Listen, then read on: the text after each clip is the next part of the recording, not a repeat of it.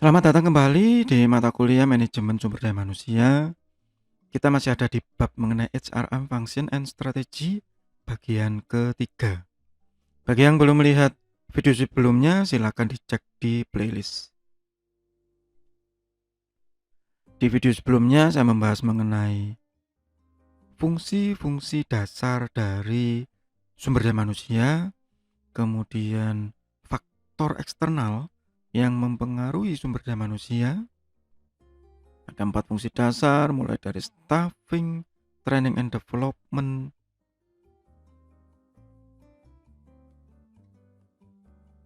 motivation, dan maintenance.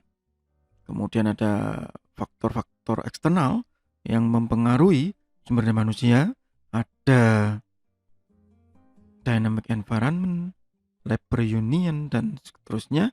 Dan yang saya bahas hanya labor union. Kemudian saya berikan pengantar mengenai struktur dari Departemen Sumber Daya Manusia yang tidak semua perusahaan mampu menerapkan ini. Ada bagian employment, mulai dari mengontrol aktivitas karyawan, rekrutmen, ya, sampai training and development yang membantu personil atau karyawan atau pegawai untuk beradaptasi dengan perusahaan, dengan lingkungan perusahaan, baik yang internal maupun yang eksternal. Kemudian yang bertugas untuk mengadministrasi kompensasi dan benefit. Ya, bahwa kompensasi ini tidak hanya gaji ya, cuma penggajian aja loh Pak gitu ya. Nanti ditangani sama sistem informasi, tidak. Karena yang lebih berat adalah non financial compensation yang tidak berupa finansial secara langsung, berupa fasilitas, ruang kerja, atau yang insidental seperti insentif, ya. Dan nanti kita akan bahas lagi ini di belakang di bab berikutnya. Ini ada yang mengatur, ada, karena ini masalah yang sangat sensitif ya kalau di perusahaan. Dan yang terakhir biasanya employee relation. Employee relation ini biasanya dicari personel dari teman-teman yang memang di manajemen sumber daya manusia, konsentrasinya, atau rekan-rekan yang ada di psikologi industri, karena ini membuka komunikasi antara karyawan dengan pihak top manajemen, antara karyawan dengan karyawan, mengolah feedback, umpan balik, termasuk di dalamnya nanti di bab terakhir dari mata kuliah ini ada equal opportunity. Ya, ada sexual harassment, ada another harassment, pelecehan yang tidak bersifat seksual gitu ya, dan macam-macam. Dan ini biasanya dianggap tidak penting, tetapi kalau perusahaan itu sudah memiliki karyawan yang cukup banyak, sudah di atas 100, apalagi sudah di atas 1000, maka ini menjadi satu hal yang krusial, satu hal yang sangat penting untuk ada. Ya, berikutnya ini yang karena masih sifatnya pengantar, saya berbicara mengenai tren dan opportunity. Apa yang terjadi di sumber daya manusia akhir-akhir ini?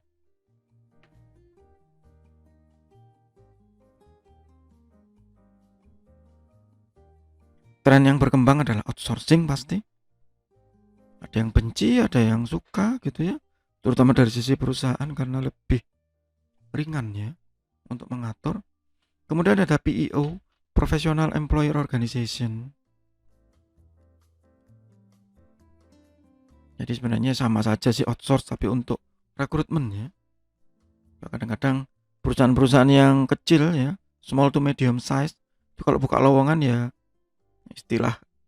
istilah kasarnya itu mereka cuma dapat ampas begitu ya dari perusahaan-perusahaan yang besar. Karena yang pinter-pinter masuknya atau milihnya ke perusahaan besar Pak, nggak mau ke perusahaan menengah ke bawah. Nah ini ada jasa atau ya layanan yang profesional untuk mendapatkan hal yang baik itu. Share service ini yang sekarang juga sedang ngetren, sedang trending di masa-masa pandemi ini khususnya. Allow organization with several division or location to consolidate some HR function into one central location while retaining certain function in divisional location. Apa ya, share lokasi begitu ya, pooling resources, nah, itu istilah kerennya begitu ya, apalagi kalau di masa-masa work from home seperti ini ya. Nanti ini akan kita bahas lagi di berikutnya ya. Dan khusus bagi Anda yang di program studi sistem informasi, apa peran sistem informasi di SDM saat ini? Ya, kebanyakan berasumsi bahwa untuk melakukan administrasi saja, master employee data, payroll with purpose, penggajian. Cuman itu bukan. Di dalamnya ada construct custom workflow. Ini yang kalau di perusahaan-perusahaan yang sudah dalam tanda kutip modern, perusahaan yang besar ini penting ya. Alur kerja, disposisi yang diatur oleh IT, diatur oleh sistem informasi, sehingga tidak ada lagi keruwetan begitu, tidak ada lagi saling menyalahkan, tidak ada lagi hambatan yang menyebabkan bottleneck, remove bottleneck, sehingga macet. Ini kenapa sih kok nggak jalan ini? Oh, karena itu saling salah-salahan satu sama lain.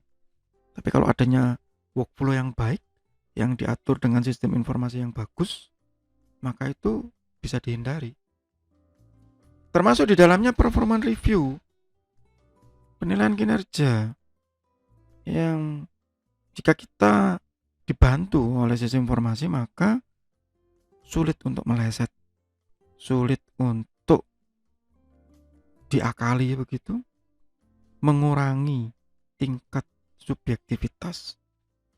Dan itu sangat penting untuk memotivasi karyawan untuk bekerja lebih baik lagi.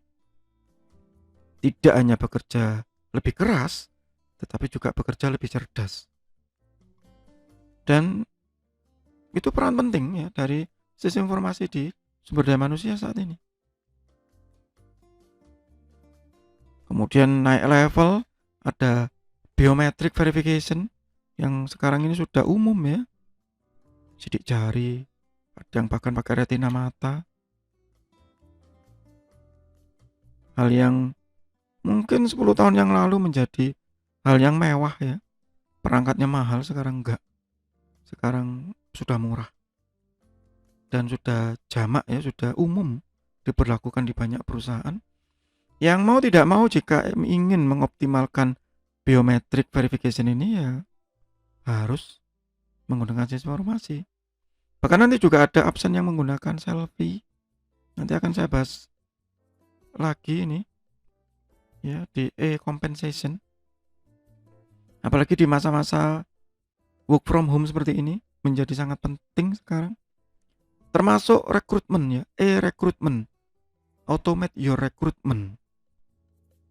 Ya, sehingga saat ini jarang sekali ya ada kirim lamaran ke PO Box. Nah, begitu jarang. Semuanya by email. Diotomatiskan menggunakan LinkedIn, menggunakan sistem informasi yang khusus tersendiri. Ya, dan itu peran penting sistem informasi di sana. Dan juga ini access everything on the go. Ya, di masa-masa pandemi begini banyak yang menerapkan work from home ini menjadi sesuatu yang vital. Ini menjadi sesuatu yang sangat penting dan dibutuhkan perusahaan. Dan di situ peran IT menjadi sentral. Working schedule ya, apalagi yang pakai shift. Apakah benar dia bekerja punch in and out from work tapi jarak jauh? Dan your time report nanti ini akan saya bahas lagi secara detail ya di bab yang tersendiri. Tapi secara umum itu gambaran dari peran dari sistem informasi, dari fungsi sistem informasi di dalam sumber daya manusia. Ini khusus bagi Anda yang di program studi sistem informasi. Dan mengapa ini memegang peranan penting dan mengapa kita perlu belajar hal ini? Bagi Anda yang bukan dari program studi sistem informasi, ini menjadi wawasan bahwa keilmuan sumber daya manusia itu berkembang, tidak statis, tidak hanya mengenai rekrutmen, job analysis, penggajian, begitu tidak. Tetapi ada banyak aspek yang berubah, ya, dengan berjalannya waktu, perkembangan teknologi, perubahan lingkungan yang dinamis, termasuk saat ini ya, masa-masa pandemi yang saya yakin itu merubah semuanya, merubah cara kerja, merubah cara berinteraksi antar karyawan, merubah cara rekrutmen, merubah cara absensi dan banyak hal, termasuk penilaian kinerja. Apakah penilaian kinerja pada saat di kantor sama dengan pada saat WFH, work from home, atau PDR, bekerja dari rumah, atau berbeda? Yang pasti ya berbeda. Itu yang harus dipelajari ulang, harus direka ulang.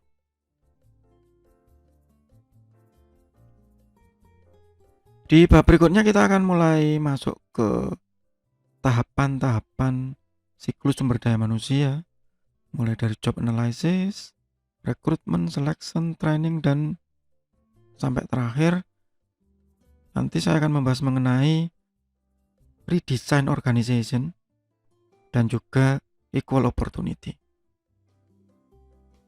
Demikian bab mengenai HRM function and strategy masih di mata kuliah manajemen sumber daya manusia. Semoga bermanfaat. Tetap sehat, tetap semangat. Terima kasih.